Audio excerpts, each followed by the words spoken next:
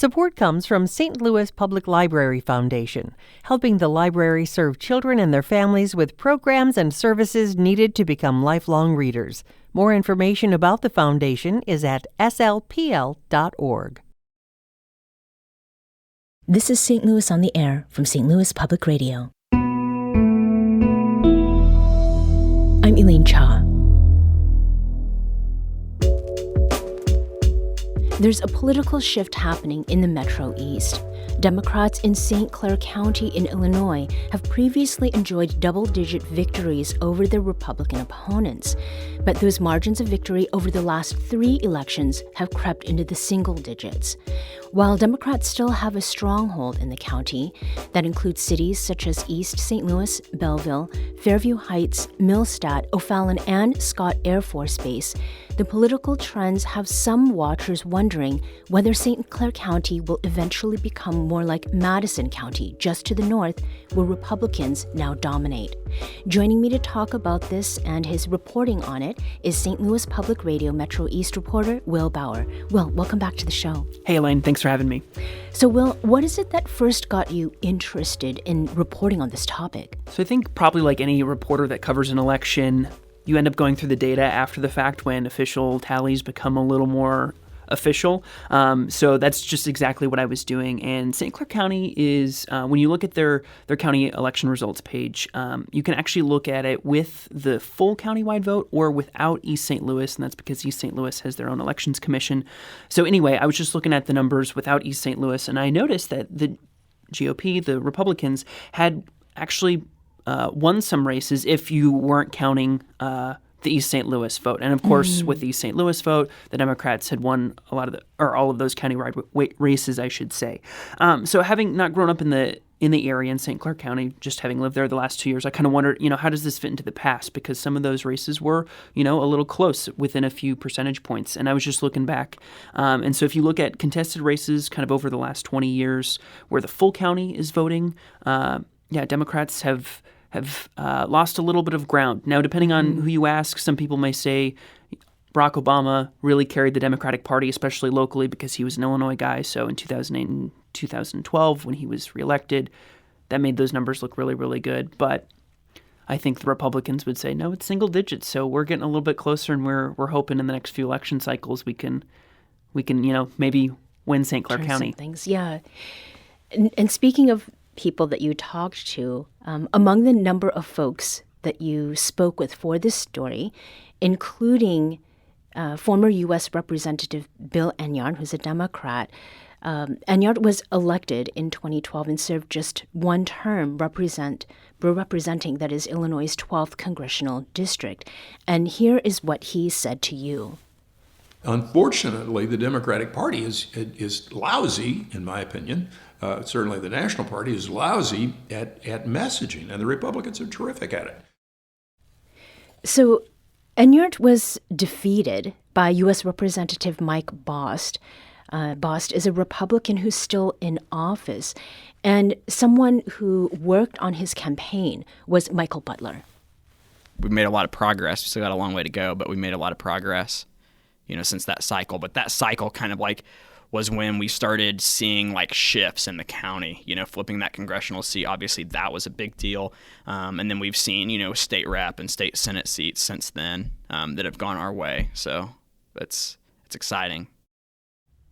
That's Michael Butler, who worked on Congressman Bost's campaign. Butler is now the chairman of the St. Clair County Republican Party. So we'll talk about the messaging that Bill Enyart was referring to in a moment, but it doesn't really seem that there's as much enthusiasm among St. Clair County Democrats as there was even a few years ago. Why is that? Well, there's a good chunk of Democrats, particularly here in formerly really blue-collar areas, working-class areas, that feels the National Democratic Party has moved away from the working class. So, so exit polls this cycle would have shown that the Democratic Party, right, is becoming a lot more the party of the educated.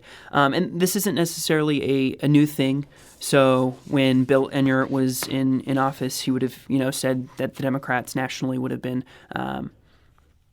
very much, more the party of the working class. And Tom Holbrook, who's currently the St. Clair County clerk, who was formerly a longtime state representative, had kind of said the same thing. He even mentioned NAFTA, which is the North American Free Trade Agreement that was negotiated in the early 90s, that organized labor very much strongly opposed in the 1990s, and would, say was largely responsible for killing the manufacturing, American manufacturing, right? So this is not necessarily a new thing, but it's a long-term trend of the National Democratic Party. But others would say, are maybe a little more optimistic. Jay Hoffman, who's a longtime current state representative, would say nationally that the Democrats this election didn't carry that message of working class values.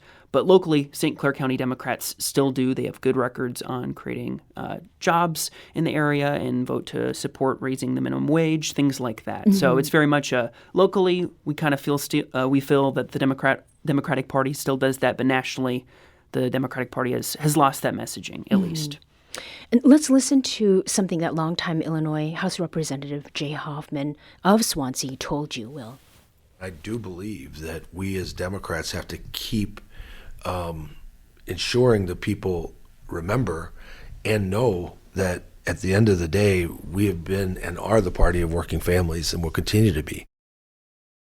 So to Jay Hoffman's point there, Will, to what extent are working class / blue collar workers, to what extent are they an important voting bloc in St. Clair County?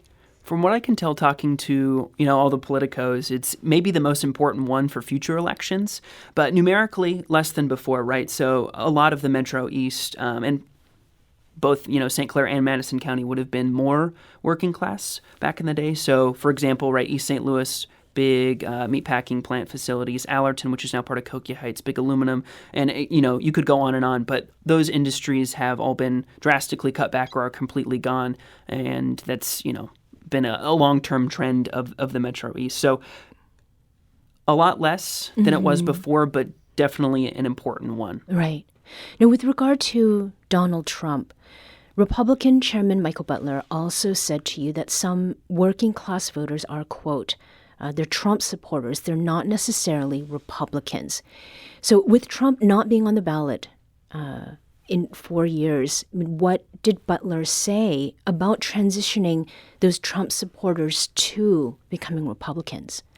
The model for St. Clair County Republicans will definitely be what they kind of think as, old school or back to the basics. So lots of parades, door knocking, getting out, and talking to people, but they'll probably get outspent while they're doing that. And the idea is that if we can pick up one countywide seat, it'll be that much easier to then pick up a few more countywide seats. But in terms of issues, they'll continue to focus on those kitchen table issues, the economic issues that the working class will be voting on. Now, of course, like you said, in however many days, I can't do the math, there won't be a Joe Biden to blame for the economic record. And it will be voting on the effectiveness of the second Trump presidency. So that how that plays in to that question will be really, really interesting. And in the introduction, I had mentioned the shift in Madison County. And again, Madison County is just to the north of St. Clair County. And it's a place that used to be dominated by Democrats. What is the story about, what's happened there? Yeah, so I'm actually looking at the graph right now, and I'll attempt to explain it. But basically, I think what it says is the Obama midterms were really, really rough for the Democratic Party nationally, and that's actually when Democrats lost Madison County. And they would have kind of gone back and forth. But in 2010 and 2014, Republicans won in Madison County in contested races. And what's happened since is that a few more county seats have flipped Republican. The GOP started winning on the county board. And so right now, the county board has a 20-6 Republican to Democratic supermajority in Madison County. And there wasn't even a single Democrat that ran for a countywide office in Madison County. So it's gone from Democratic stronghold, kind of like St. Clair County, to a Republican supermajority within a little over a decade. That's a lot of change in a relatively short period of time then. Absolutely, yeah. So, Will, in your reporting, you highlight Illinois' 114th House District, and that's a horseshoe shape, and it includes southern areas of the county. What has happened there that demonstrates or reflects sort of what is going on in St. Clair County? So like we were just talking about, Democratic stronghold St. Clair County for a long, long time, but a good chunk of the county is now represented by a Republican, which had been the first time, I can't remember, in a really, really long time. Mm-hmm. And it's represented by Kevin Schmidt, who is now a two-time, or will be a two-time state representative from Millstadt. And he had beat LaToya Greenwood, who had formerly held that seat. She's an East St. Louis Democrat.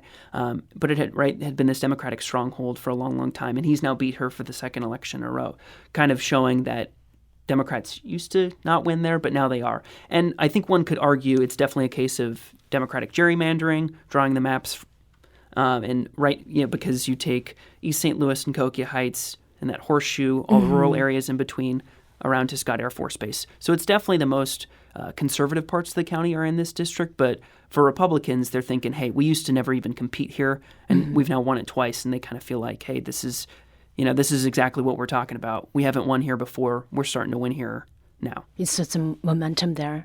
Yeah. What is it that you'll be watching for, Will, in the coming months and years? Well, like we were talking about, off years are generally bad for the incumbent president's party. And that will probably, if that logic holds true, work against Republicans. So, right, it was the bad years for Obama that Madison County flipped red. And I think, as we're approaching 2026, if the margin is closer for the Republican Party in St. Clair County, that could be a good sign that St. Clair County could actually flip like Madison County did. But if it doesn't get any closer, that's probably what's going to happen if that logic holds true. But that would show you that Democrats are probably going to hold on to St. Clair County for a little bit longer. Mm-hmm. Well, as someone who covers the Metro East and sort of moving through different parts of it, are there ways that you have felt or sort of seen this shift in the everyday, maybe conversations that you overhear, or the things that people are telling you, that they're thinking about?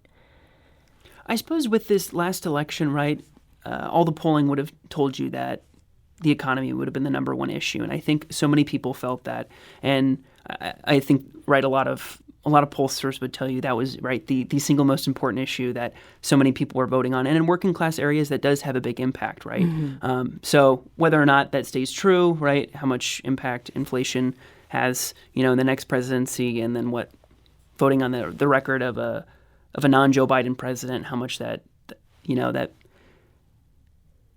how that factors in, I think will be kind of interesting to see if, can you flip those working class voters. Mm-hmm. Well, it'd be interesting to hear what you're feeling as far as the pulse at the community level. Yeah. Will Bauer is St. Louis Public Radio's Metro East reporter. Will, thanks so much for being here today. Thanks, Elaine.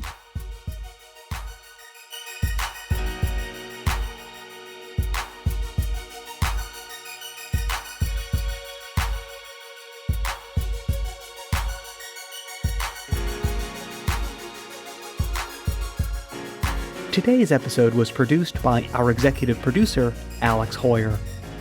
Audio engineering and podcast design by Aaron Dorr. St. Louis on the Air is a production of St. Louis Public Radio. Understanding starts here. Do you find yourself regularly listening to episodes of St. Louis on the Air?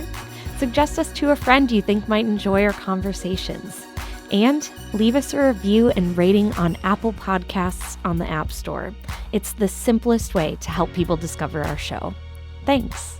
St. Louis Public Radio is a member-supported service of the University of Missouri St. Louis.